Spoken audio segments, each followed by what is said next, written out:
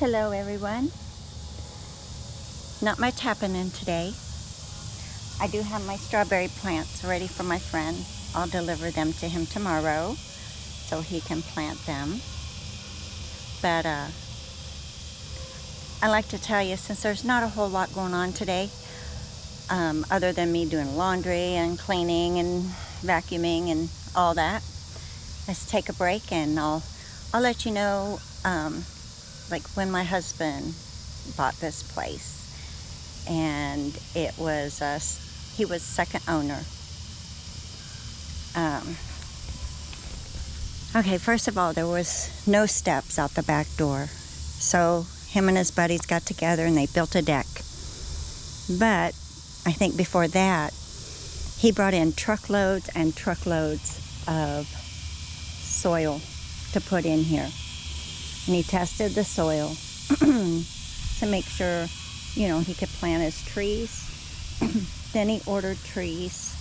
He ordered cedars to go all across the backside. And of course, some of them died because dogs like to do their business. People kind of let them run. But also, there was a Milo field in back here. There was a Milo field, and sometimes the farmers would let their cows graze after they harvested. So there were no houses or anything back here. This was in like 92. But he had a couple nice big cedar trees. And then that last one, the one closer here, was a volunteer. So we just let it grow up. And then he put in some poplar trees because they grow fast, and he wanted to get a little bit of shade from somewhere. So I put in some poplar trees, and this poplar tulip tree, which is stunning in the spring with all its tulip blooms. And he planted 2 cherry trees, a Bing cherry and a tart cherry. And then 2 peach trees, which they're dead and gone.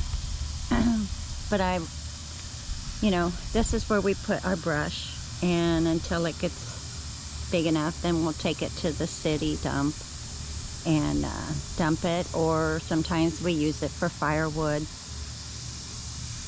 So, excuse me. But as I was cleaning it out a few years ago, I noticed that there were some trees growing. And I called my husband over and said, "Are these peach trees?"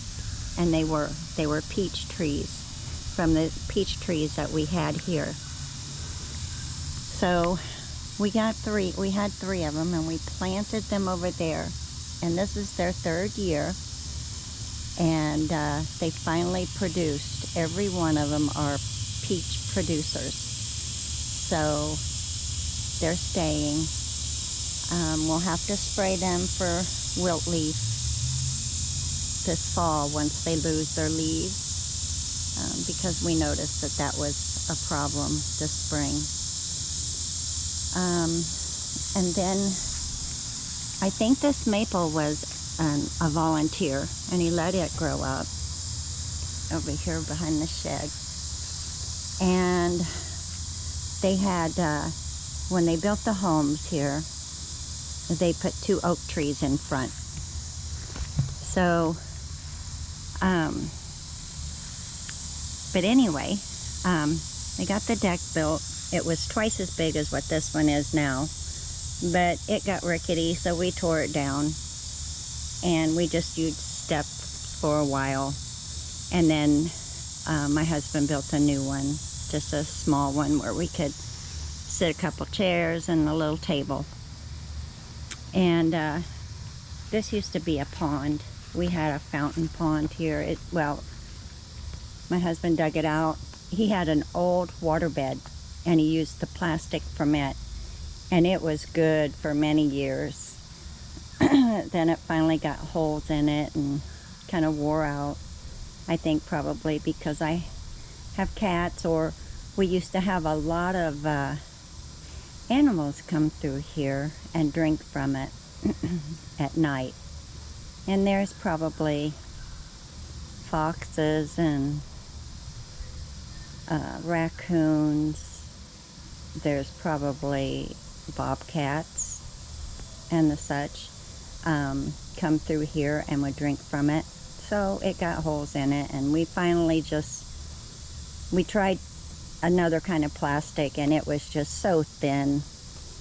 And finally we're just like, you know what, let's just fill it in with dirt and compost and sticks and stuff like that, and I'll plant in here.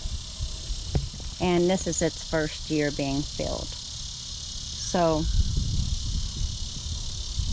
and then the poplar trees passed away, and we just let the mimosa trees grow up. And they were great for hummingbirds and all kinds of different birds. I think at one time we counted like 29 different species of birds in our yard. And those that migrate come through here, like the waxwing and the ouch, Lucy. Waxwing and such. And then I wanted to start a garden.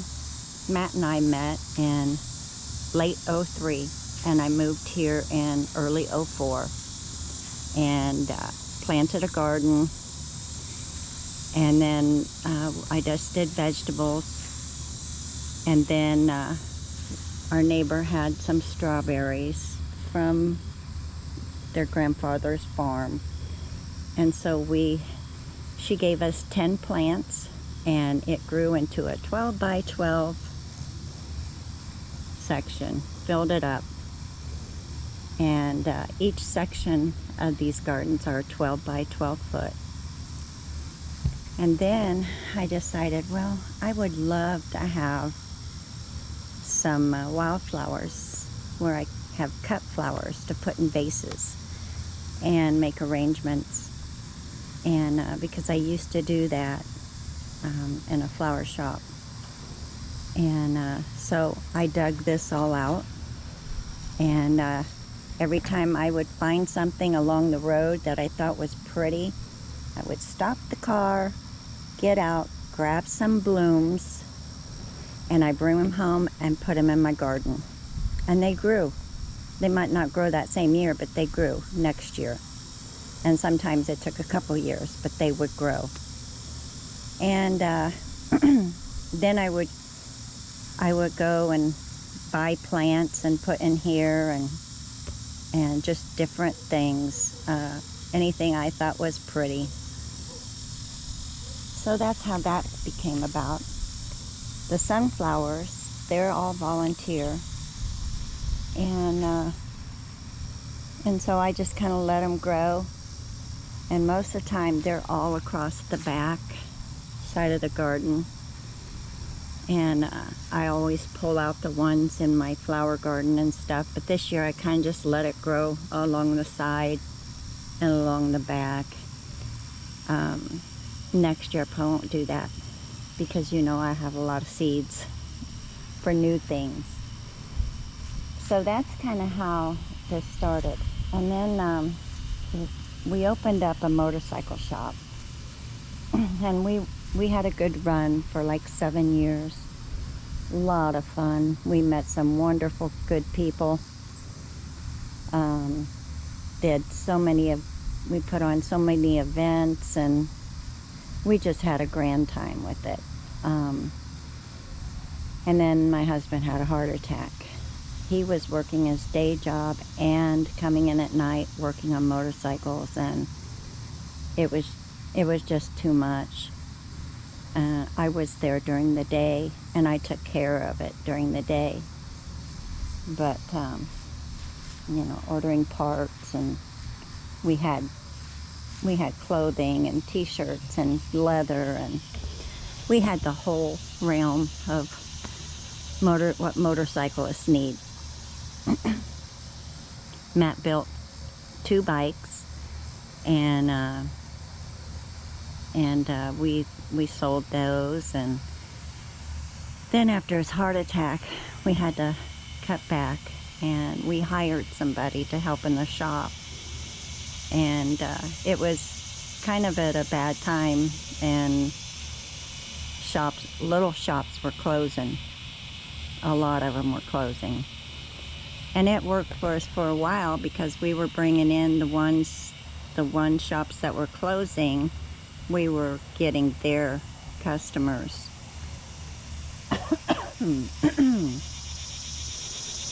But that didn't last long. It was 2011 when we closed. We opened in 2005. We closed at the end of 2011. And it was sad, really, really sad, because we both had worked so hard for it, and was hoping to go into retirement with it. But that passed, and Matt started picking up old cars and restoring them. And he got 2, and he got an old Belvedere, 66 Belvedere, and he fixed it up, repainted, redid the inside, the interior, beefed up the motor a little bit, and it was a nice little car. But the owners that sold it to us 5 years later, they was asking if it was for sale again. So Matt sold it back to him, and he charged them just what they charged us for it. Matt says it's been a long time since I've done body work and stuff like that, so that was just kind of him getting back into it. And it actually belonged in their family, because it had been in their family. It was a 2-owner, and it was this guy and his cousin who had owned it. And where they live, it was sold at that dealership there, where they live. So that's kind of a no-brainer, just it belonged with that family. And then we got a 67 Corvette RT. That was a pretty cool car, and Matt redid it. And so that's why we had the shed. Matt needed a place to put the cars that he had restored. And now that both of them are gone and that era is over,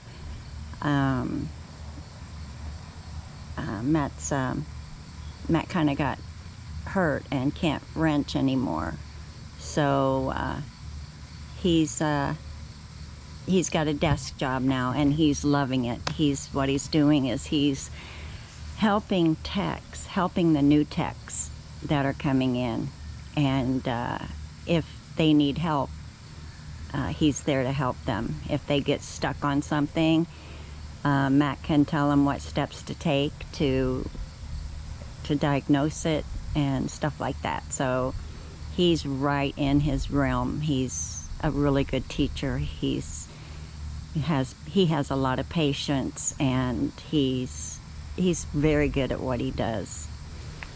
So that was a blessing. That was a big blessing for him to be able to go, not to have to go on disability or anything like that. He was able to go right into the next level and help the new techs that are coming in.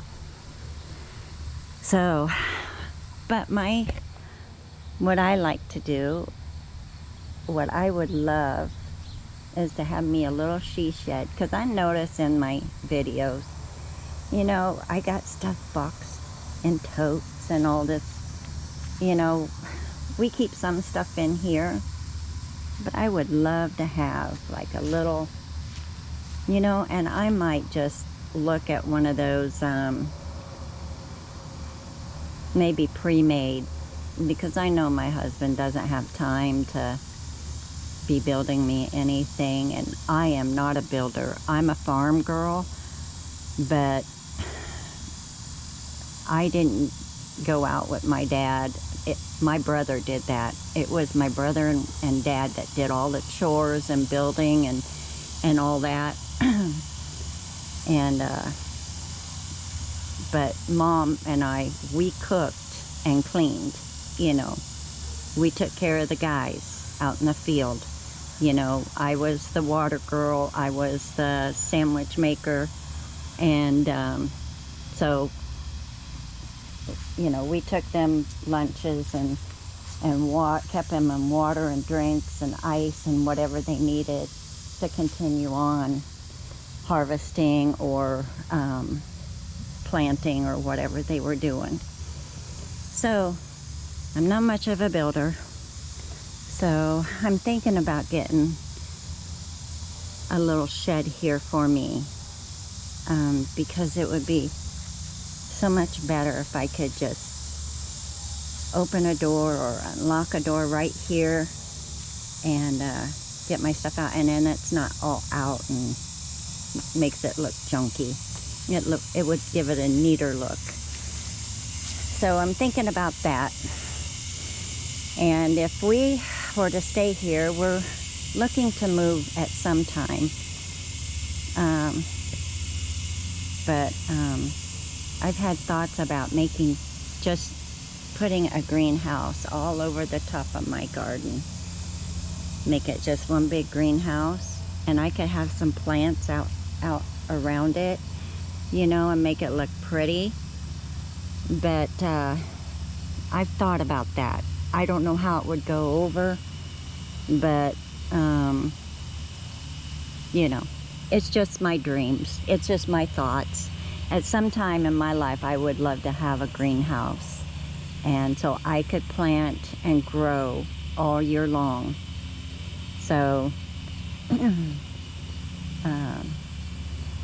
but I just wanted to let you know a little bit about the place, and we are working, we are updating it. That's why inside kind of looks cluttered and weird. I have taken down all of my decor and off the walls and stuff, and but it may be a while before we move.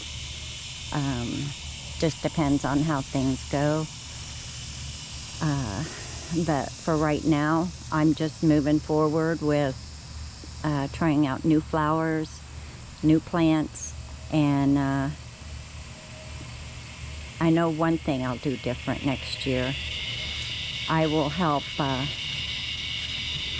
may get a little bit of a fence or just some string or wire or something for some of the zinnias, because we do have a lot of harsh winds, and I think that would help a lot, because over here you see, I mean, yeah, I can go in the back side and it still looks pretty, but it's kind of all leaning over and stuff, but yeah, I'll probably fence them up a little better and be ready for their growth, rather than wait until after the fact and then fencing it up.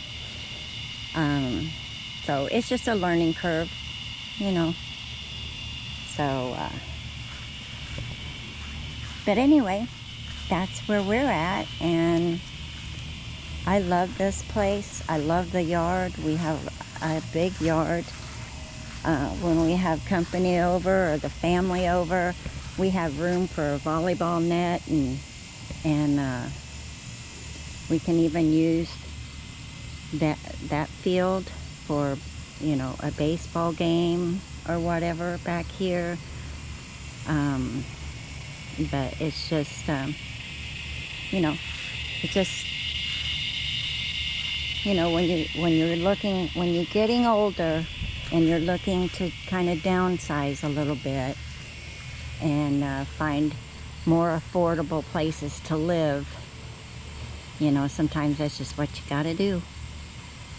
So I hope you all are having a wonderful day, and I just wanted to share that little story with you. I probably forgot half of the things I was going to say or do, but we'll get to it. Y'all have a wonderful day, and I'll talk at you later. Bye-bye.